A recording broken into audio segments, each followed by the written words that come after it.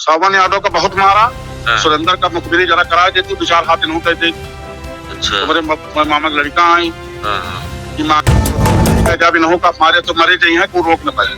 हाँ, उनका मारा जरूर निकल लिख के लियो सावन मार के आया हूँ, जूता चटाया हूँ, तो ये सब बिल्कुल साबित हो रहा है। अधिक लोग हैं, इनकी वॉइस रिकॉर्डिंग और ऑडियो रील ये जो गलत हाल ही में इस टाइम क्षेत्र तहसील राम सनेह घाट के अंतर्गत सावन यादव, जिनका मामला इस टाइम पे चर्चा का विषय बना हुआ है, ये इस टाइम पे मौजूद है क्षेत्राधिकारी के कार्यालय के पास में। तो सावन यादव जी, सबसे पहले ये बताइए कि जैसे आप समाजवादी पार्टी से पदाधिकारी हैं। जी, मैं समाजवादी पार्टी से ब्लॉक बनीकोड़ो से ब्लॉक उपाध्यक्ष हूँ। जी, तो आपको समाजवादी पार्टी के जो क्षेत्रीय दावेदार हैं, नेता लोग, इन लोगों का सपोर्ट मिल रहा है या नहीं मिल रहा है? अभी तो हमारे साथ में खुल करके हमारे बड़े भैया संतोष वर्मा जी जब से जान पाए हैं तब से 24 घंटा हमारे मदद में लगे हुए हैं। तो आपने एफआईआर दर्ज कराई कि नहीं कोतवाली राम सनेह घाट में? कोतवाली राम सनेह घाट में तहरीर दे दी थी। जब साहब बोले कि 1 घंटे के बाद में आना, फिर 1 घंटे के बजाय बिहान दूसरे दिन 1 बजे फोन आया, तो मैं जब गया वहां पे 3 बजे गया, तो जिस गाड़ी से मुझे लाद करके ले गए थे वो गाड़ी बाहर खड़ी थी और अपराधी लोग सब अंदर थे। मैं डर गया, मेरी हिम्मत नहीं पड़ी, मैं बाहर से लौट आया, थाने को नहीं गया। बहुत बार आ गया। तो उसके बाद में जैसे कोतवाल साहब या किसी ने संपर्क किया आपसे कि नहीं? नहीं किया। तो सर क्या लगता है, जैसे क्षेत्राधिकारी साहब के कार्यालय पे आप आए हुए हैं, तो सर कार्रवाई होगी उचित कि सिर्फ औपचारिकता पूरी की जाएगी? नहीं, पहली बात तो हम लोग कल कप्तान ऑफिस भी गए थे, एडिशनल साहब से हम लोगों ने मिले, और ये जो आपराधिक लोग हैं इनकी वॉइस रिकॉर्डिंग और ऑडियो रील ये जो गलत बयान कर रहे हैं वो हम लोगों ने सुना है, और वो हम लोगों ने यहाँ पे सीओ साहब को भी अवगत कराया है।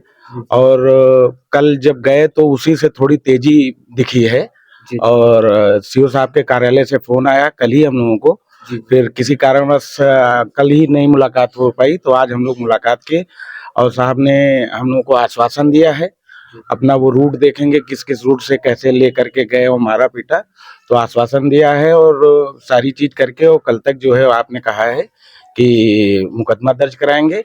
और इतने एविडेंस हैं कि उसमें मुकदमा ना लिखने का या कोई चीज के घटना के बाद भी ये लोग कह रहे हैं कि मार के आया हूँ, जूता चटाया हूँ, तो ये सब बिल्कुल साबित हो रहा है कि घटना बिल्कुल सत्य है। और अभी सीसीटीवी फुटेज देखे जाएंगे तो 11:30 बजे का प्रकरण है, तो उन फुटेज में भी आएगा। लेकिन एक सर जैसे एक बयान वो दे रहे थे, तो मैं एक वीडियो देखा हूँ, उसमें कह रहे हैं मैं इनको सम्मान पूर्वक ले गया हूँ। वो उनको सम्मान पूर्वक ले गए हैं, उसके बाद सम्मान पूर्वक अगर इस तरीके का होता है तो मैं आप ही के सामने सुना देता हूँ, ये जरा सुन लीजिए, क्या ये सम्मान होता है?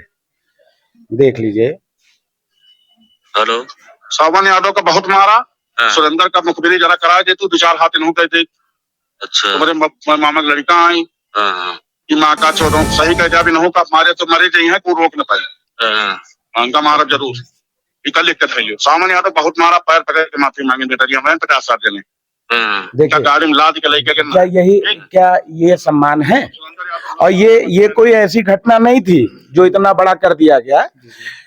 फेसबुक प्लेटफॉर्म क्रिया और प्रतिक्रिया के लिए ही बने हैं।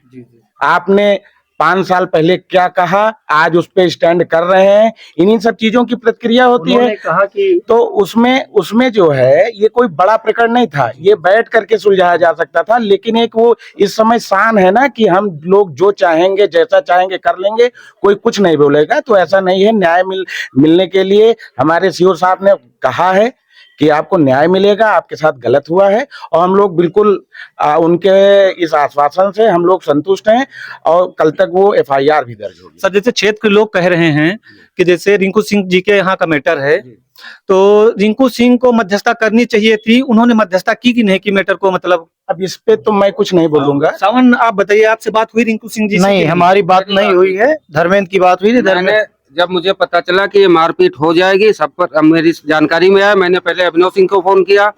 अभिनव सिंह ने मुझसे उनकी बातों से कि ये मारपीट कर लेंगे, तो मैंने रिंकू भैया को फोन किया। बताया, अवगत कराया कि भैया इसमें आप दोनों को बुला के डांट दीजिए, आपके दोनों आपके लोग हैं, आप बुला के डांट देंगे तो मामला सुलझ जाएगा। तो उन्होंने कहा ये तुम्हारा लोगों का मैटर, तुम लोग खुद समझो और आप लोग ये सब मैटर करो, हम इस चक्कर में नहीं पड़ते हैं। उन्होंने मना कर दिया, अगर वो बीच में आ जाते तो ये मामला नहीं होता। तो जैसा कि आप लोग देख रहे हैं कि समाजवादी पार्टी के जो जितना पदाधिकारी लोग हैं, कुछ लोग आए हुए हैं, कुछ लोग हैं जो जी हाँ भैया जी आप बताइए इसके बारे में, जैसे इतना कुछ हुआ तो इसके ऊपर जो जैसे क्षेत्र के 5 या 6 बार मतलब उनके पिताजी विधायक भी रहे, 2 बार मंत्री भी रहे हैं, तो उनको आना चाहिए था कि नहीं इसमें खुलकर, दोनों लोगों के बीच मध्यस्थता के अब लिए? उनके विचार है, वो आएंगे या आना चाह रहे हैं, क्या विचार कर रहे हैं वो वही जाने, हम लोग क्या बताएं उसमें। हाँ इनके साथ घटना हुई है, जी हम लोग सीओ से मिले क्योंकि हम लोग संविधान को मानने वाले पहले लोग हैं, जी जी जी इनका देख रहे हैं। जी, अगर कोई निर्णय इन्होंने कहा कि हम 1-2 दिन में करवा रहे हैं, इनकी मदद करवा रहे हैं, जी जी और कानून अगर इनकी मदद करेगा जी तो ठीक है, नहीं करेगा तो हम लोग देखेंगे उस चीज को। जी हम लोगों ने कल ही कहा है, जब कप्तान साहब के ऑफिस गए हैं, कल ही कहा है कि हम लोग एक नियम के तरीके से अपनी बात रखेंगे और अगर इस पे कोई कार्रवाई नहीं होती है तो शांति पूर्वक वहीं कप्तान ऑफिस के बगल में गन्ना दफ्तर है, वहीं पे हम सब लोग धरना प्रदर्शन करेंगे और जब तक इस लड़के को न्याय नहीं मिलेगा तब तक वो धरना हम लोगों का जारी रहेगा और सभी पूरी समाजवादी पार्टी इसमें लग करके इस लड़के को न्याय दिलाने का काम करेगी। देखिए भैया एक बात और है, मैं कहना चाह रहा हूं कि जैसे इस लड़के ने प्रथम दृष्टया एप्लीकेशन दिया, उस प्रार्थना पत्र पर पुलिस प्रशासन को मुकदमा दर्ज करना चाहिए था, जो कि अभी तक पुलिस नहीं कर पाई है। सीओ साहब, कप्तान साहब तक की मामले नहीं जाना चाहिए था।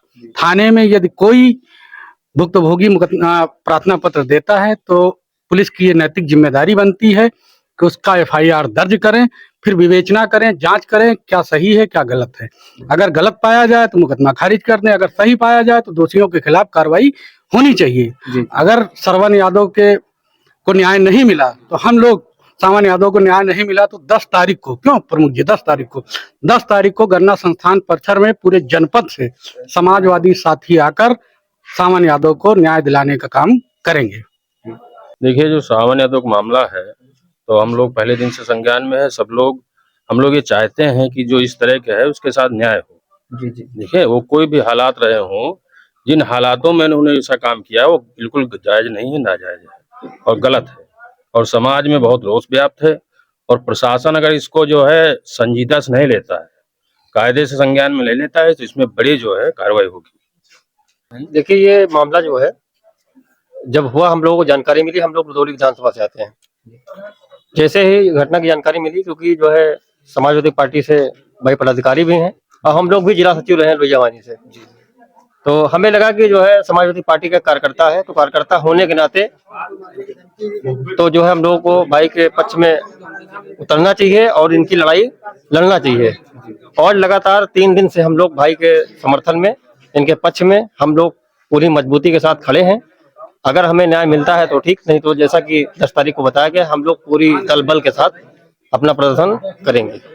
2 तारीख की घटना है और अभी तक पुलिस प्रशासन द्वारा एफआईआर नहीं दर्ज की गई है।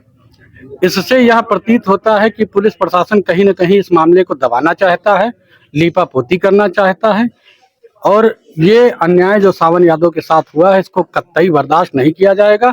इसको पुलिस प्रशासन दबा नहीं सकती है। जैसे अगर प्रशासन के द्वारा सिर्फ औपचारिकता की जाए तब तो उसके लिए हम लोगों की पूरी पार्टी बैठी हुई है न्याय दिलाने के लिए।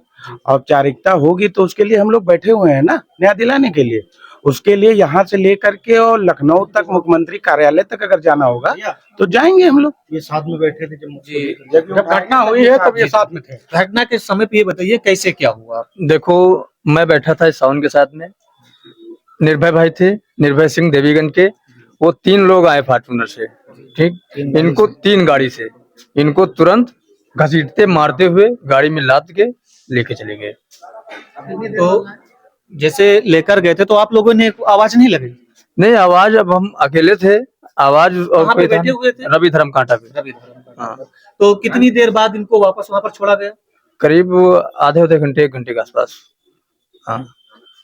और सुनने में आ रहा है कि जिससे कुछ लोग और को भी धमकियां दी जा रही हैं। जी, धमकियां दी जा रही हैं, रोड टोल बोलते हैं कि ऐसा करेंगे, उनको मारे हैं और उनको मारेंगे। सावन यादव को लाद करके ले गए हैं, ठीक है, लाद करके ले गए, 50 लोग आए, लाद करके ले गए। मैं अकेला विकलांग व्यक्ति हूँ, कुछ भी कर सकते हो। मैंने अपने बचाव के लिए सारी मतलब उम्मीदें की कि भैया हाथ जोड़े पैर पड़े, भैया मुझको छोड़ दो, मुझको छोड़ दो।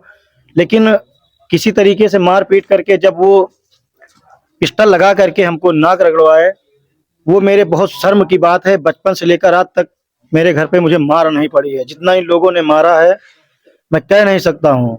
अगर मुझे न्याय नहीं मिला तो मैं ये खुलकर बता रहा हूँ, मेरे जीने का अधिकार कोई नहीं, मैं आत्महत्या कर लूंगा। ये सही बात है, बिल्कुल खुल के बता रहा हूँ। जितने हमारे समाजवादी भाई, पदाधिकारी, कार्यकर्ता, हमारे संतोष भैया, सोनू भैया, अखिलेश भैया, सब लोग हमारे साथ हैं। मैं उनका जीवन भर ही रहूंगा। जैसा कि आप लोगों ने देखा कि समाजवादी पार्टी के जो पदाधिकारी थे, सब लोगों ने बताया है कि क्षेत्राधिकारी को हमने ज्ञापन दे दिया है और फर्स्ट इन्फॉर्मेशन इन्होंने तहसील राम सनेघाट कोतवाल साहब को दे दिए हैं। अगर उचित कार्रवाई नहीं होती है तो इसके लिए 10 तारीख को ये लोग धरना प्रदर्शन